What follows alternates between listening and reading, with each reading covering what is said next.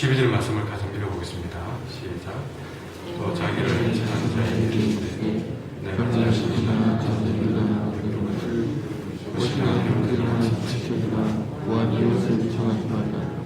그러건대 그 사람들이 너를 너로 청하여 내게 가품이 될까 하나. 아멘.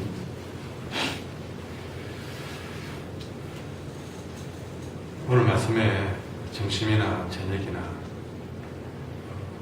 베푸거든, 대접을 하거든, 부한 이웃을 청하지 말라는 말씀을 주고 있습니다. 아무래도 오늘 시간 나시면 누군가를 여러분들이 대접하고 나누고 그런 날이 되었으면 좋겠네요. 그러나 그런 자리에서 그렇게 잔치를 베푸거나 사람들을 초대하거나 대접을 할 때에 그 대접받은 것을 갚을 만한 사람들이 아니라 그 대접을 갚을 수 없는 사람들을 초대하라고 오늘 말씀은 우리에게 주고 있습니다. 그래서 가까운 늘 친했던 친구들이나 형제나 친척 또 부한 사람들보다는 갚을 수가 없는 가난한 사람들, 몸 불편한 사람들, 저런 사람들, 이런 약한 사람들을 청하라고 그런 사람들을 대접하라고 얘기를 합니다. 한마디로 우리가 대접을 할 때도 또 대접을 받을 때 어떤 상황이든 한마디로 말하면 은혜를 베푸는 삶을 살아라 하는 얘기를 하고 있습니다. 자, 이 말이 무슨 말일까? 오늘 새벽에 묵상하게 되는데요.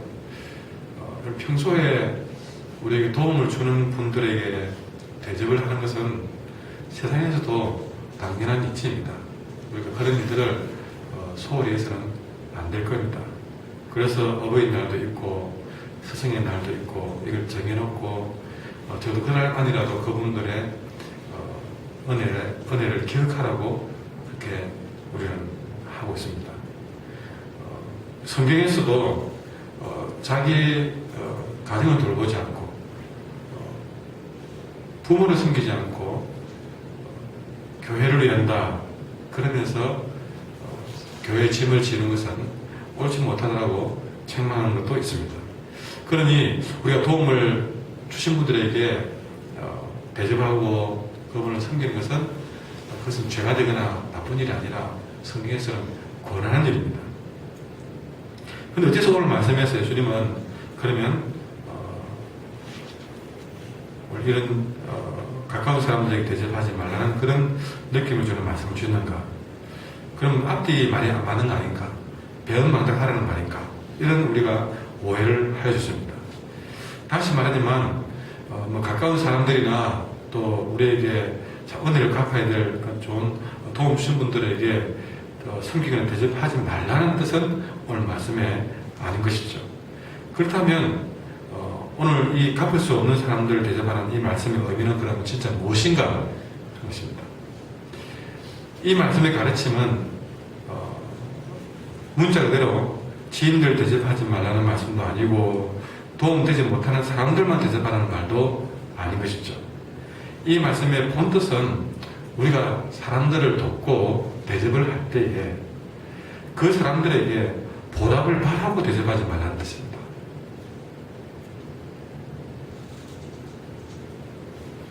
내가 이렇게 했으면 또 저 사람은 저렇게 할 사람이다. 그래서 뭔가를 해보자.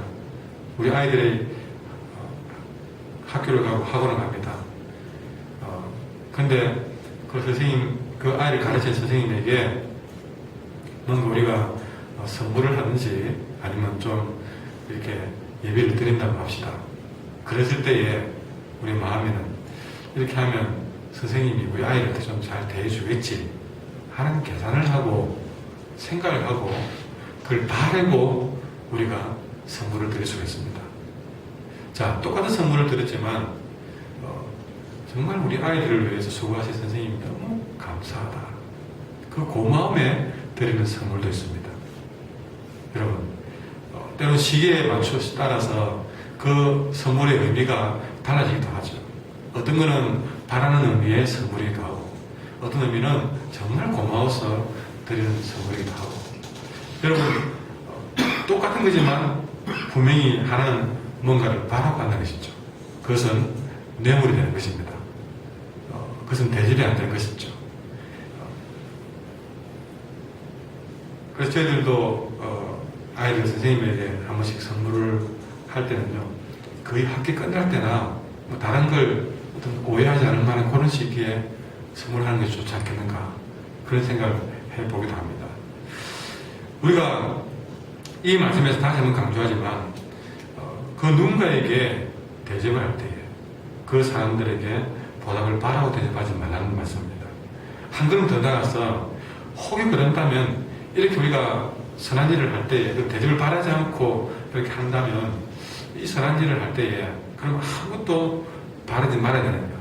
여러분, 정말 우리가 모든 것을 우리가 바란다면, 대접을 바란다면 그 대접을 했던 사람이 아니라 하나님께 그 대접을 또 보답을, 대가를 바라고 일을 하라는 이 말씀을 우리는 듣고 있는 것입니다. 두 가지입니다. 그 사람에게 보답을 바라지 마라. 그러나 꼭 바란다면 하나님께 바라는 것입니다. 하나님은 은밀한 중에 역사하시는 하나님이십니다. 그래서 우리가 구제할 때도 네 오른손이 하는 것을 왼손이 모르게 하라고 그렇게 은밀한 중에 역사하시는 하나님을 우리에게 보여주고 있습니다. 그 의미는 무엇이었습니까? 오른손이 하는 일을 왼손이 모르게 하라. 그러나 그 왼손은 모르지만 하나님은 은밀한 중에 그걸 보신다는 것이죠. 우리가 이렇게 하나님만 보시는, 하나님께만 보답을 바라는 이런 삶을 살 때에 그 사람은 상을 잃지 않을 것이고 반드시 하나님부터 응답을 받을 것이라고 우리에게 말씀을 주고 있습니다. 예수님은 이 말씀을 통해서 그 당시 사람들의 잘못된 신앙관을 고쳐주고 있습니다. 안식일처럼 당대 사람들이 잘못된 생각 중에 하나가 그들은 신앙의 어떤 보여지는 그런 모습이었습니다. 외형이었습니다. 그래서 이들은 거룩한 삶을 굉장히 중요시 여겼습니다. 왜냐? 안식일을 크게 지키는 모습이나 또 열심히 기도하는 모습이나 또 이렇게 다른 사람들에게 멋지게 또 섬기고 또 봉사하는 이런 모습, 이런 것들이 사람들이 볼 때에 참 이렇게 눈에 보이지는 그런 행동들입니다. 그런데 그 모든 사람들은 이 바리새인들이나 이런 당대에 그렇게 존경받던 사람들이 정말 보여지는 이런 모습들을 아주 열심히 하게 만들었습니다. 그럼 왜 그랬을까요? 이렇게 기도를 열심히 한다 그러면 그분 정말 거룩한 사람이다, 박수 받는 거죠. 그런데 이 사람들이 이렇게 선한 일을 하고 거룩한 일을 하고 하는 모든 일에 목표는 어디 있었냐면요, 하나님께 상 받는 것이 아니라 사람들로부터 인정받고 사람들로부터 칭찬받는 것들이 그게 목표였습니다. 여러분, 여기는 대접하는 문제만 포함된 것이 아니라는 사실을 금방 깨닫게 됩니다. 대접하는 일뿐만 아니라 모든 부분에서 사람들로부터 인정받으려고 하는 것들, 사람들로부터 칭찬받으려고 하는 것들, 이것이 바로 사람들에게 대접을 하면서 그 보답을 사람들에게 바라는 그런 모든 것들에 해당이 되는 것이죠. 우리는 기도 한번 해놓고도 내가 기도한다는 사실을 사람들로부터 인정받기로 합니다. 봉사를 해놓고도 그것이 안 알려지면, 인정받지 못하면 섭섭해합니다. 아, 사람들로부터 대접을 받고 싶어 했구나. 은밀한 중에 역사하시는 하나님으로부터 상 받는 이들은 매력이 되지 못하고 있구나 하는 것을 느끼게 됩니다. 여러분, 우리의 신앙의 모습은 어떻습니까? 예수님 당대의 이 사람들처럼 내가 안식을 잘 지키는 모습, 열심히 기도하는 모습, 열심히 11조 내는 모습, 열심히 봉사하는 모습, 이런 것들로부터 사람들의 인정을 내가 원하고 있지 않는가 하는 우리의 반성을 해야 될 말씀인 줄 믿습니다. 여러분, 우리 하나님은 정말 이 대접을 하는 모습이나 신앙생활 전반에서 오직 하나님의 갚음만을 기다리는, 하나님의 상을 기다리는 이런 삶을 사는 이 말씀을 우리에게 요구하고 있습니다. 혹시 여러분들은 사람들의 인정을 원했습니까? 내려놓을 수 있기를 바랍니다. 사람들의 판단과 사람들의 칭찬을 원했습니까? 다 내려놓으시기 바랍니다. 1년 내에 봉사에 하는데도 불구하고 사람들이 인정해 주지 않고 여러분을 칭찬해 주지 않아도 오히려 우리는 그 일에 감사해야 되겠습니다. 왜냐 그만큼 하늘부터 갚을 상이 커져가기 때문에 그렇습니다. 그것이 내게 기쁨이 되어야 될 줄 믿습니다.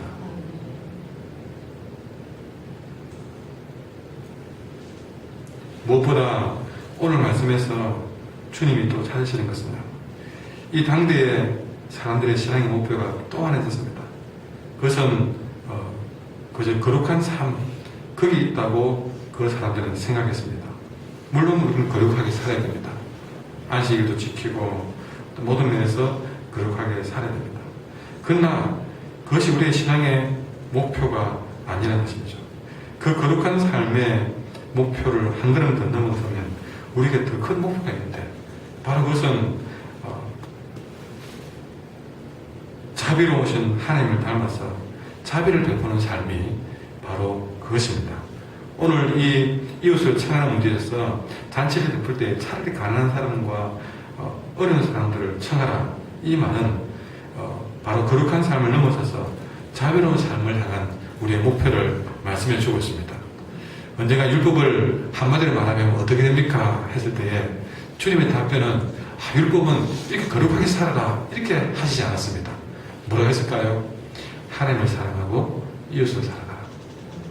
그 율법의 목표가 거룩이 아니었다는 것이죠. 우리는 율법이라 그러면 거룩한 것이 거룩하게 사는 것이라고 생각했습니다. 그러나 주님의 답변은 율법을 한마디로 말했는데 그냥 거룩하게 살면 되지 이게 답을 나와도 우리는 모를 뻔했습니다. 주님은 거룩이라고 말하지 않고 어찌 보면 전혀 생각지도 못하게 율법은 하나님 사랑이고 이웃 사랑이라고 말하고 있는 것입니다. 그러니 우리 인생의 목표가 거룩함도 있어야 되겠지만 그 거룩함의 더 큰 목표는 사랑이었다는 것을 우리는 확인하게 된 것이죠. 그러니 우리가 하나님은 거룩하니 너도 거룩하라. 그 단계보다 더 높은 우리의 삶은 하나님이 자비하시니 너희도 자비하라고 우리에게 말씀하시는 것입니다. 이것이 오늘 본문에서 말씀하시는 것이죠. 여러분, 예수님은 우리에게 그릇보다 더 높은 자비의 삶을 가르치고 있습니다. 당대 사람들은 자비보다는 거룩함에 몰두했습니다. 그래서 예수님이 안식일을 지키는가 안 지키는가 함정을 만들어 놓고 노려보았습니다. 그들의 목표는 오로지 거룩함에만 그렇게 몰두하고 있는 것이죠. 그래서 늘 자신이 깨끗한가 더러운가 그것만 집중했습니다. 그러나 그런 사람들에게 예수님은 오히려 거룩이 아니라 선한 사마리아 사람들의 비유를 말씀하시면서 자비의 삶을 더 강조했습니다. 오히려 그 거룩한 사람들이 레인들이 강동받는 자를 피해갔고 제사장이 그 강동받는 자를 피해갔고 오히려 거룩하지 못했던 사마리아 사람들이 그 강동받는 자를 도왔다는 말로 거룩하게 사는 사람들을 부끄럽게 여기도록 만들었습니다. 그것은 거룩한 사람들을 나무란 것이 아닙니다. 그 거룩함을 넘어서서 자비를 행하는 것이 더 거룩한 일이라는 것을 말씀해 주신 것이죠. 그런데 여러분, 우리가 그 자비를 행할 때에 정말 거룩함을 넘어서서 자비를 행하는 이 정말 최상의 아름다운 일들을 하면서 그 귀한 일을 하면서 헛된 자비를 베푸는 사람이 있습니다. 그게 뭡니까? 정말 최상의 자비를 행하면서 그것만 행하면 하나님의 상해 보신데 그 자비를 베풀어 놓고 사람의 보답을 기다린다는 사실이죠. 여러분, 그거는 정말 말로 죽어도 대로 보답도 받지 못하는 어리석은 행동입니다. 정말 잘해놓고 마지막 부분에서 실패하는 사람입니다. 자비를 베풀었다면 그 사람에게 한치의 보답도 기대하지 마라. 그것을 하나님이 기억하시는 것만으로도 만족하는 것입니다. 누군가에게 여러분이 자비를 베풀었다면 때는 돈으로 뭔가를 그 사람이 그 어려움을 이기도록 우리가 베풀었다면 그 사람이 설사 그것을 갚지 않아도 낭망하지 않을 만한 마음의 준비를 하고 대접을 하는 것입니다. 그렇게 도와줘놓고 나중에 안 갚는다고 누구 안 갚아 해가지고 그 자비를 베풀었던 것들을 완전히 무효로 만들어버리는 어리석은 사람이 되지 말자. 거룩한 삶을 사십시오. 거기에 머물지 말고 넘어서십시오. 그 자비의 삶을 베푸는 삶을 사십시오. 그러나 그 삶을 살 때 보답을 바라지 말고 행하십시오. 혹여라도 거기에 보답을 바란다면 오직 하나님만 바라보면서 그 일을 행하십시오. 그러냐면 엄밀히 보시는 하나님이 갚아주실 것이라고 믿고 살아가십시오. 우리가 그런 삶을 살면요, 하나님은 그런 하나님을 마음 중심에 모시고 사는 자를 하나님 평강으로 먼저 갚아줄 줄 믿습니다. 그 사람은 진정한 행복이 무엇인지를 알게 해줄 줄 믿습니다. 다시 한 말씀을 정리하면서 오늘은 여러분들은 그 누군가에게 또 섬기고 봉사하고 대접하고 갚아가는 하루가 됐으면 좋겠습니다. 그러나 그 일을 행하면서 한치의 그 일에 대한 보답을 기대하지 마시고 하나님께 그 보답을 받기를 원하며 그 상급을 바라는 삶으로 사시기 바랍니다. 그럴 때에 그 사람에게 참으로 말로 형용할 수 없는 은혜, 하나님의 갚아주심이 여러분 마음 가운데 찾아갈 줄 믿습니다. 기도하겠습니다.